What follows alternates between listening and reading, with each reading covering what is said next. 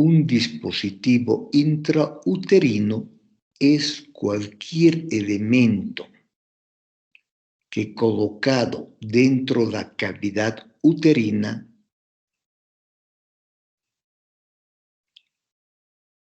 ejerce el efecto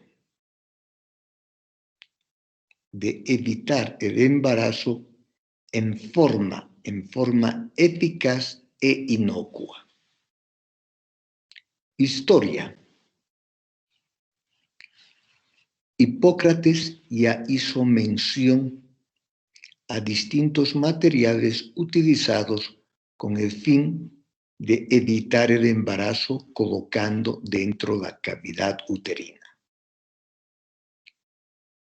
En 1900, Richter utiliza un anillo de seda con este objetivo. En 1919, Grafenberg introduce lo que se denominó el anillo de Graf, que también era un anillo de seda más alambre de plata. En 1934, Ishihama y Ota en el Japón introducen un dispositivo de plástico con bario. Por tanto, ya era radiopaco y con una placa de rayos X podía localizarse en caso necesario.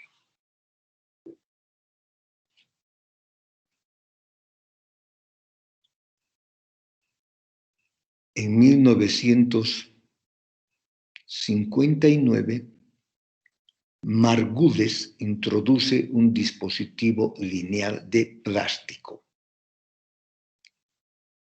En 1960, Lipes introduce un dispositivo de plástico en forma de doble S, llamado asa de Lipes y comúnmente denominado espiral. En 1963, Jaime Zipper introduce la T de cobre con un principio bioactivo, en este caso el cobre.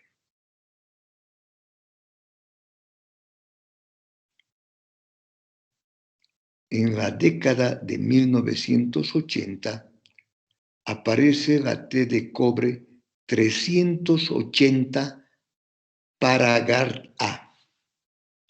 Esta actualmente es la única T de cobre recomendada por la Asociación Mundial de Ginecología.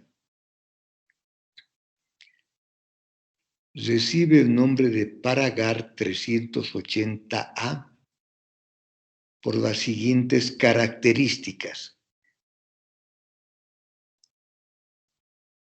Es un plástico flexible en forma de T que mide 36 por 32 milímetros de longitud, 36 por 32 milímetros, tiene 380 milímetros cuadrados de superficie de cobre. 380 milímetros cuadrados de superficie de cobre es casi 4 centímetros cuadrados de superficie. Por otra parte, pesa 242.5 miligramos de cobre. Por tanto, pesa casi un cuarto de gramo. Este es el dispositivo utilizado actualmente y avalado por la Federación Internacional de Ginecología y Obstetricia. Tiene una duración de 10 años. Es efectivo por lo menos durante 10 años una vez introducido dentro de la cavidad uterina. ¿Cuál es su mecanismo de acción? El mecanismo de acción primario, o sea, el más importante, es la reacción inflamatoria estéril que produce dentro de la cavidad uterina. Y por otra parte, interfiere con la acción de los espermios. La liberación de iones de cobre actúa en cierta manera como espermicida. Por otra parte, el dispositivo en sí produce una reacción inflamatoria estéril con producción de macrófagos, células plasmáticas. Finalmente,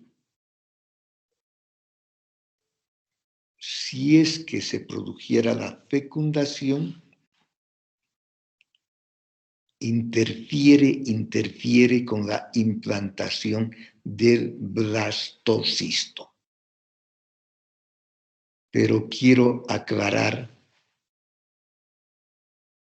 que los mecanismos primarios de acción son, primero, reacción inflamatoria estéril y segundo, interfiere con la función del espermio.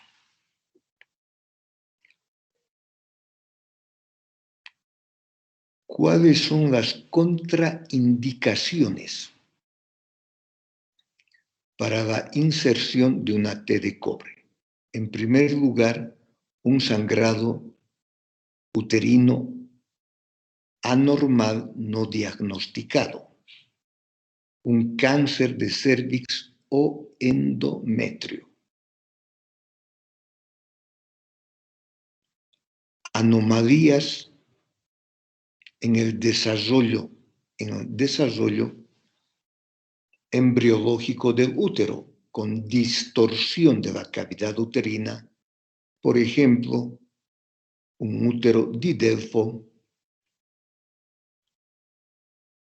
un útero bicorne, por ejemplo. También, cuando existe alergia al cobre,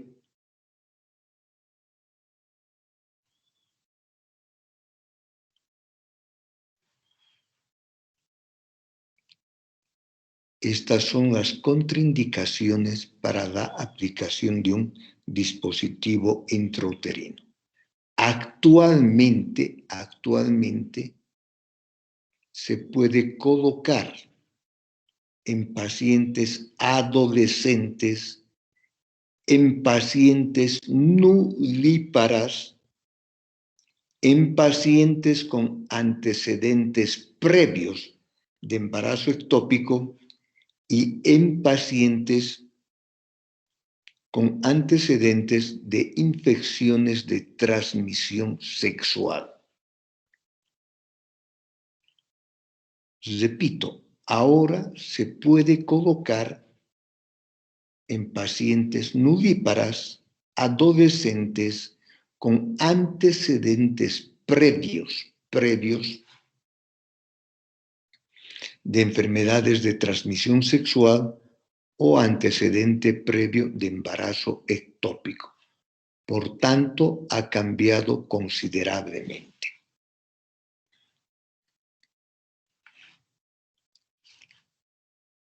Una vez colocada la T de cobre, puede aumentar discretamente el volumen de sangrado catamenial o menstrual.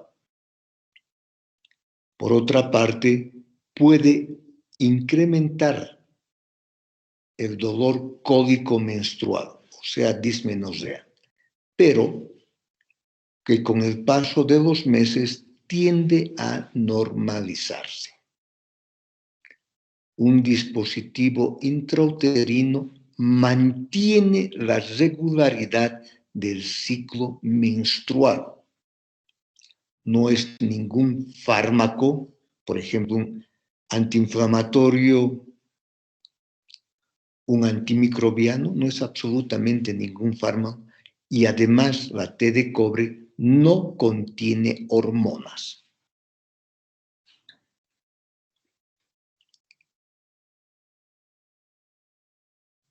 Es altamente eficaz. La tasa de fracasos o embarazos con el uso perfecto es menor del 1%. Y con el uso habitual sigue siendo menor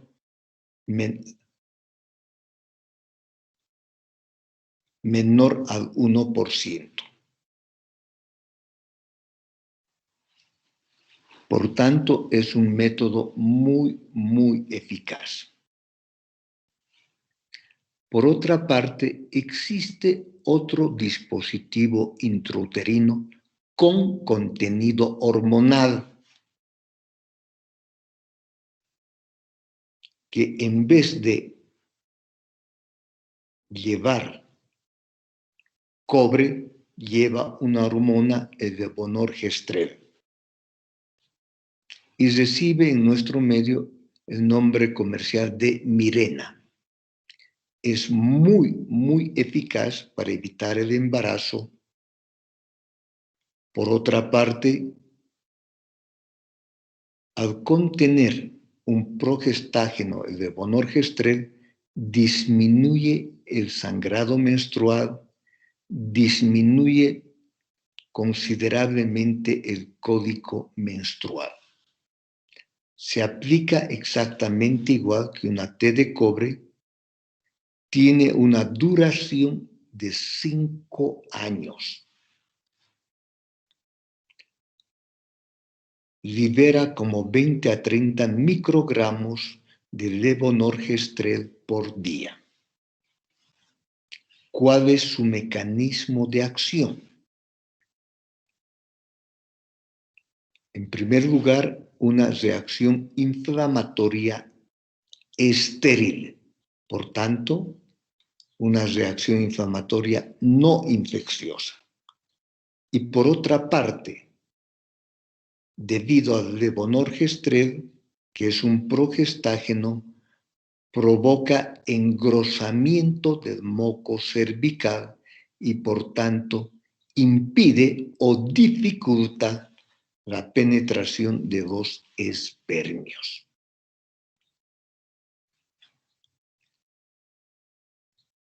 El dispositivo intrauterino hormonal, como es el Mirena, es muy eficaz en casos de menorragia, en casos de dismenorrea, muy eficaz para el control de la endometriosis, en casos de hiperplasia endometrial,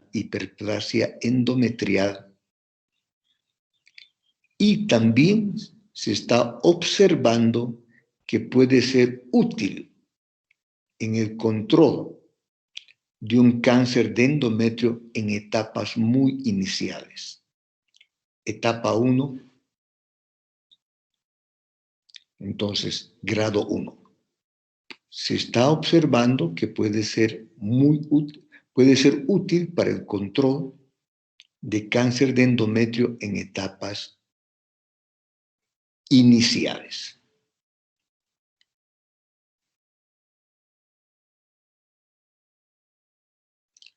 Por otra parte, ustedes deben recordar que la aplicación de una té de cobre es el método más eficaz utilizado en anticoncepción de emergencia.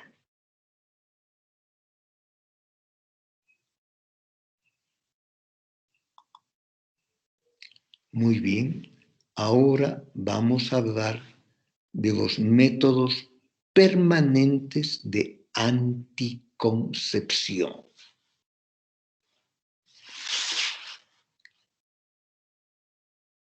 O sea que son métodos definitivos. Y lógicamente en estos casos está la esterilización.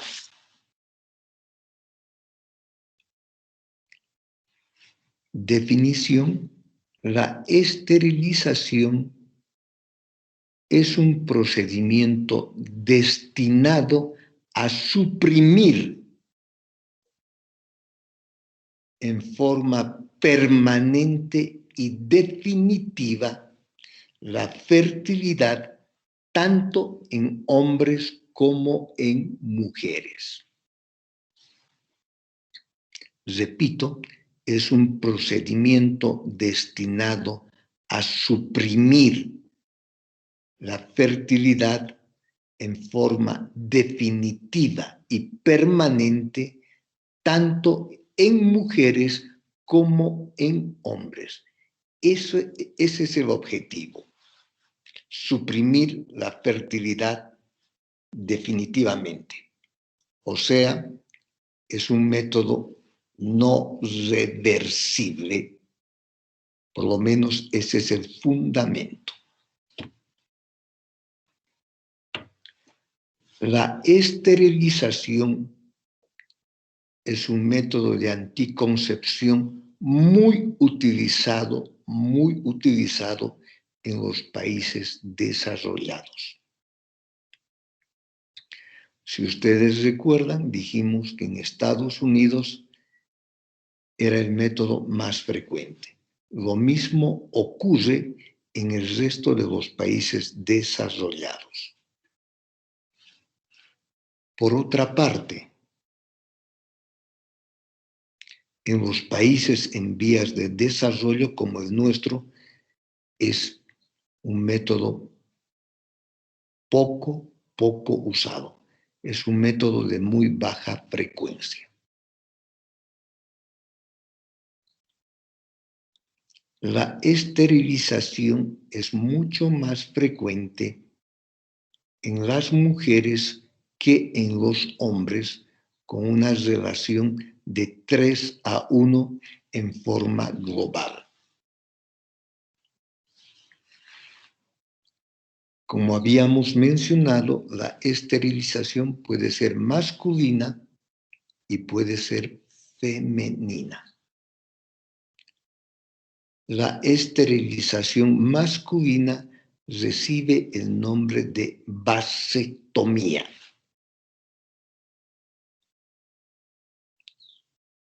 Es un procedimiento que puede efectuarse en forma ambulatoria, la vasectomía, utilizando anestésico local y efectuando incisión a nivel del escroto para ligar cada uno de los conductos deferentes.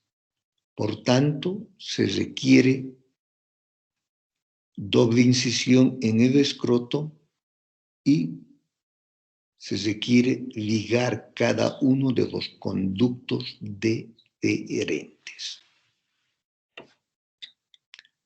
Su mecanismo de acción es la obstrucción mecánica al paso de los espermios. Entonces, evita que los espermios pasen a través del conducto deferente y puedan llegar a las vesículas seminales. La vasectomía no produce una esterilización inmediata, sino que hay que esperar como 9 meses para observar que existe azospermia en el líquido seminal. Esto debido a que ya los espermios frecuentemente se encuentran como unos 70 días dentro del conducto deferente para la maduración. Por otra parte,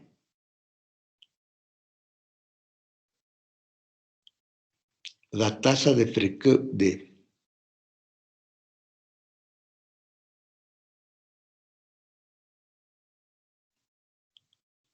fracasos de la vasectomía con el uso perfecto es menor al 1%.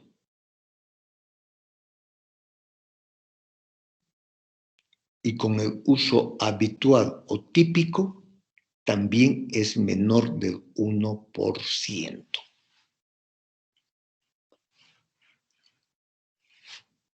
Entonces, repito, no se produce esterilidad inmediatamente, sino que hay que esperar como 90 días o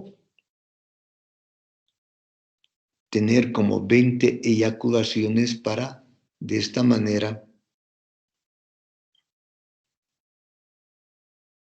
descargar todos los espermios que ya se encontraban en el conducto deferente, vesícula seminal y todos los conductos para la eyaculación de los espermios. Por otra parte, si alguien solicitara una reanastomosis de los conductos deferentes, se requiere microcirugía y frecuentemente con resultados no satisfactorios. ¿Alguno de ustedes se ha preguntado por qué recibe el nombre de vasectomía?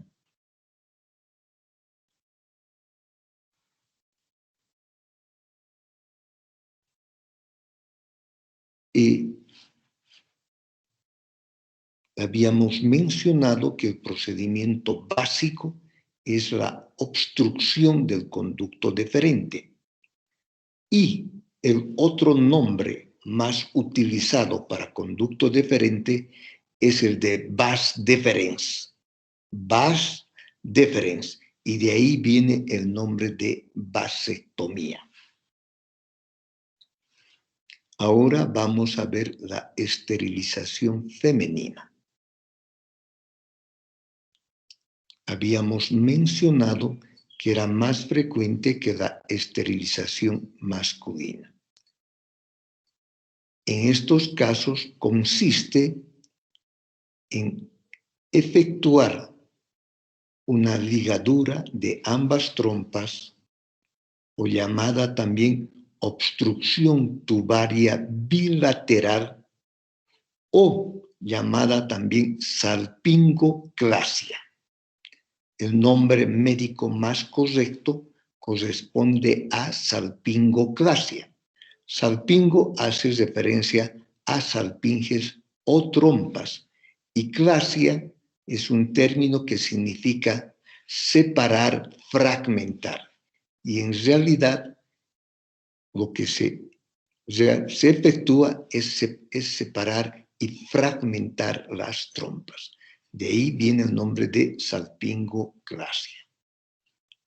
A diferencia de la vasectomía, en la esterilización femenina se logra una esterilización inmediata. Entonces no hay que estar esperando los 3 meses, es inmediato. La esterilización femenina se puede efectuar en el posparto inmediato. En las primeras 48 horas posparto se puede efectuar la salpingoclasia a través de una pequeña incisión de 2 centímetros que bordea la porción inferior del ombligo. De esta manera se efectúa la salpingoclasia. El método más utilizado es el de Pomeroy, que consiste en ligar en ligar cada una de las trompas y luego seccionar la porción de la trompa que está por encima de la ligadura. Es una técnica altamente eficaz para evitar el embarazo y es una técnica también similar a la de Parkland. Luego se puede hacer una ligadura de trompas transcesárea que probablemente ahora es el más habitual.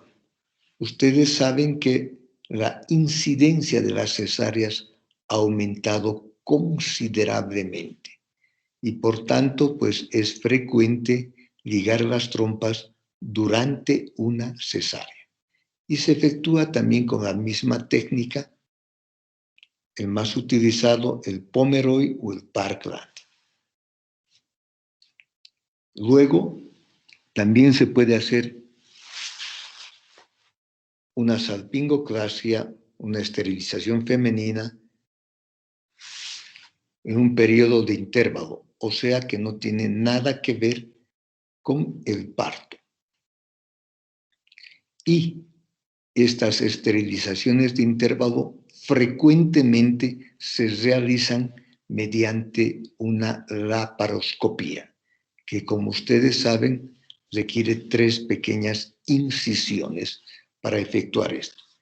Y se puede utilizar simplemente esterilizar por laparoscopía mediante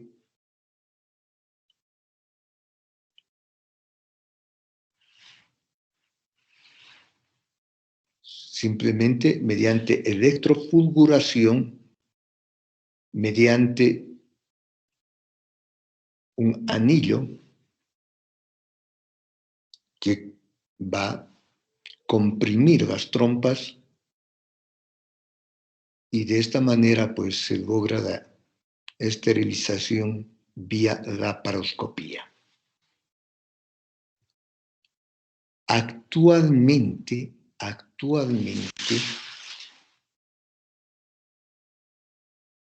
también se puede efectuar esterilización femenina mediante histeroscopía. Este es un procedimiento mínimamente invasivo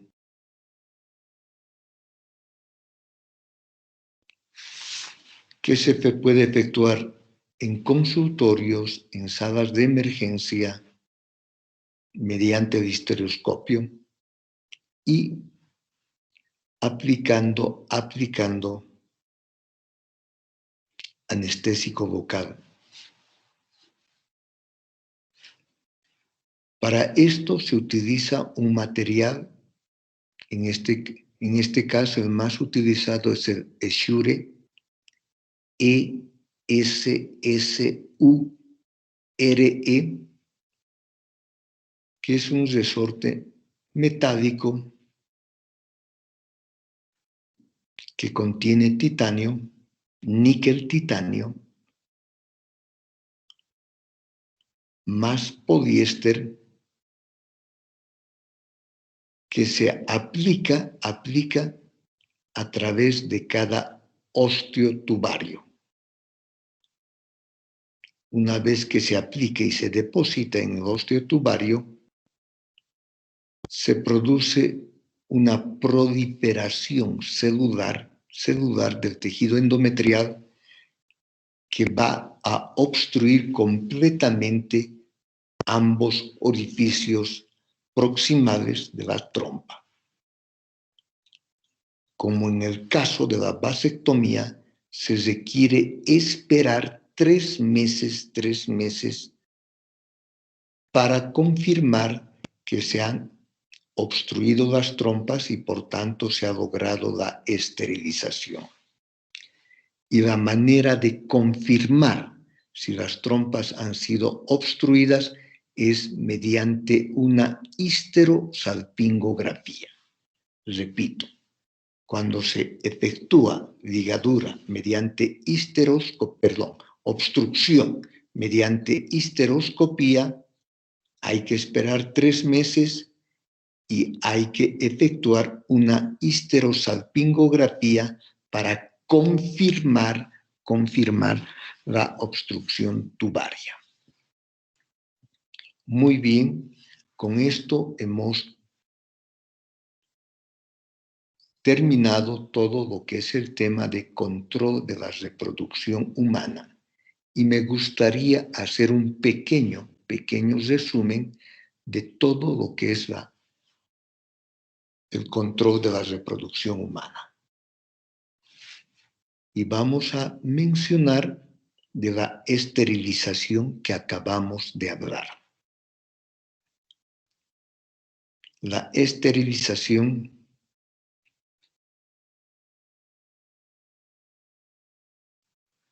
dijimos que puede ser femenina y masculina. En ambos casos, la tasa de fracasos con el uso perfecto y el uso habitual es menor al 1%. Y el mecanismo de acción primario es la obstrucción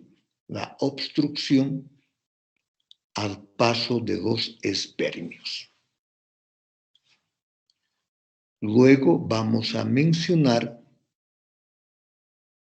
los métodos reversibles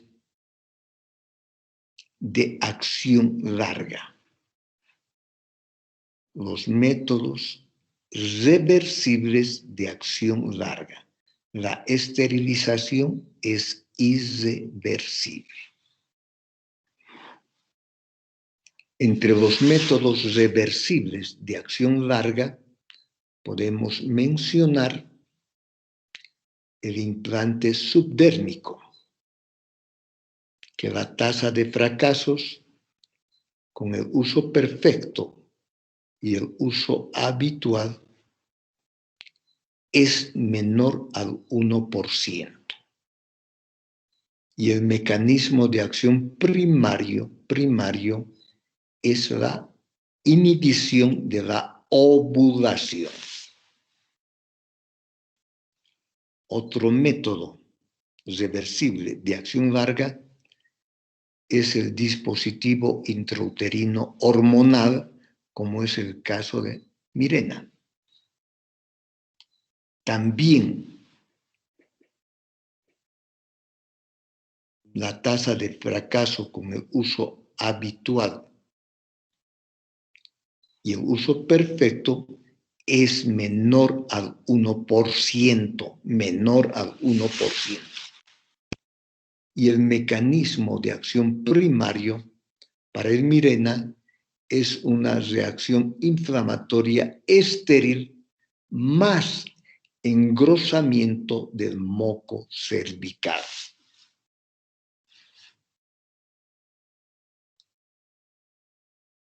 Otro método reversible de acción larga es el dispositivo intrauterino que contiene cobre, por tanto la T de cobre. La tasa de fracaso con el uso perfecto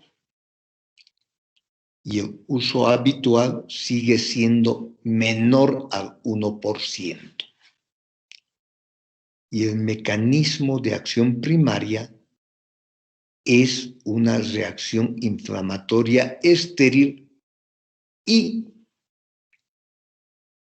además interfiere con la función normal de los espermios. Luego están los hormonales combinados, estrógeno más progestágeno. En este caso pueden estar las pastillas, los parches transdérmicos y el anillo vaginal.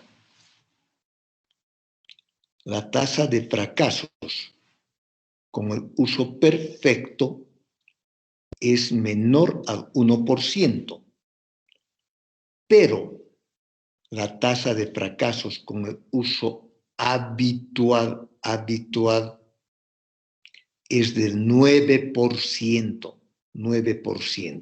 Fíjense la gran diferencia que existe entre la tasa con el uso perfecto y la tasa con el uso habitual. Luego están los anticonceptivos, tanto para las pastillas, para los parches transdérmicos y anillos vaginales, el mecanismo de acción es la inhibición de la ovulación. Luego están los hormonales que solo contienen progestágeno. Entre estos está el Depo-Provera, que es acetato de medroxiprogesterona. La tasa de fracasos con el uso perfecto es menor al 1%, pero la tasa de fracasos con el uso habitual es del 6%. El mecanismo de acción también es la inhibición de la ovulación.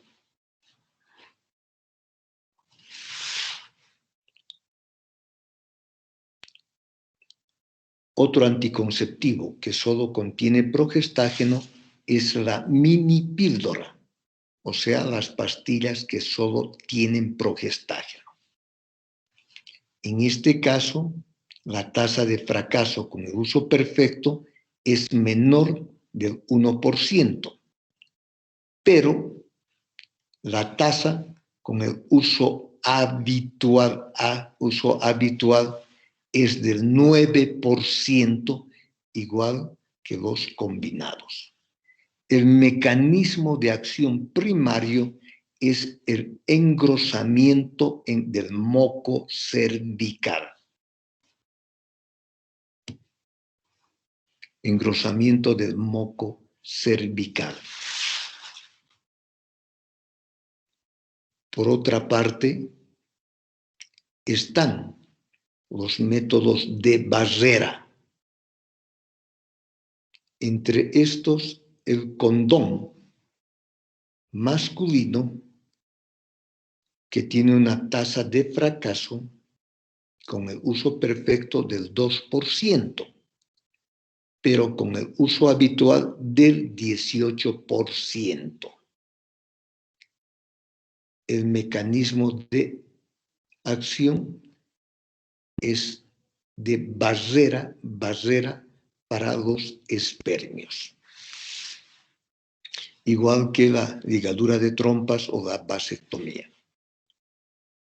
Actualmente el condón es cada vez más utilizado, principalmente porque disminuye considerablemente el riesgo de enfermedades de transmisión sexual, disminuye el riesgo del VIH. Otro método de barrera es el condón femenino, que tiene una tasa de fracaso con el uso perfecto del 5% y con el uso habitual del 21%. El mecanismo de acción sigue siendo un mecanismo de barrera, evitando la progresión de los espermios. También son efectivos para disminuir las infecciones de transmisión sexual, para disminuir el riesgo del VIH, aunque la disminución es menor si se compara con el condón masculino. Finalmente, está el uso del diafragma más cremas espermicidas. En este caso, la tasa de fracaso con el uso perfecto es del 6%. Y con el uso habitual es del 12%. El mecanismo de acción primario es una barrera mecánica y al mismo tiempo una barrera química. Por tanto, si ustedes han prestado atención, el método de barrera más eficaz en la práctica es el diafragma más cremas espermicidas. Pero que en nuestro medio prácticamente no se puede acceder al diafragma. Y el más utilizado es el condón, que, repito, tiene una tasa de fracaso con el uso habitual de un 18%, pero bastante eficaz para disminuir el riesgo de las enfermedades de transmisión sexual. Muy bien, si alguien tiene alguna pregunta, si alguien quiere alguna aclaración en relación a los métodos de planificación familiar, puede hacerlo en este momento, por favor.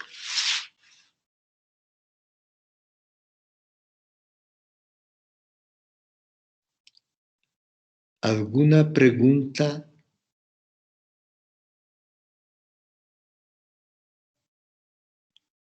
¿Alguna duda?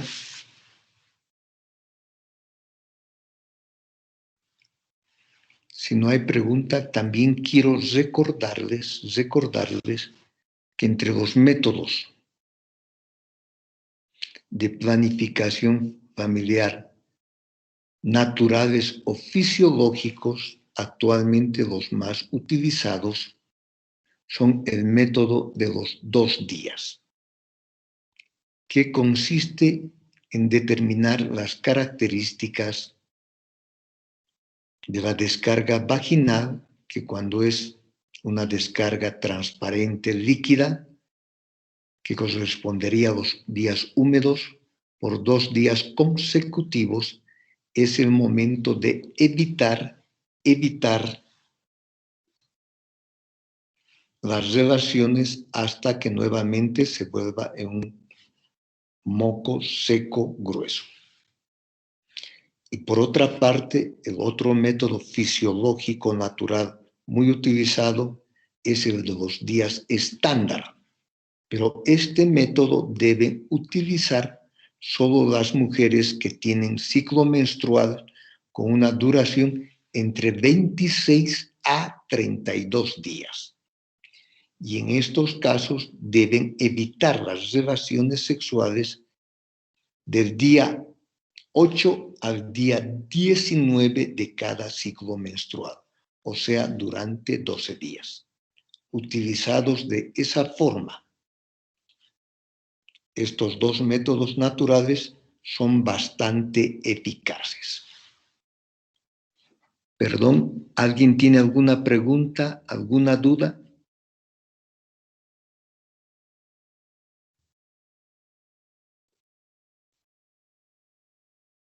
Si no hay preguntas, si no hay ninguna duda, terminamos la clase aquí.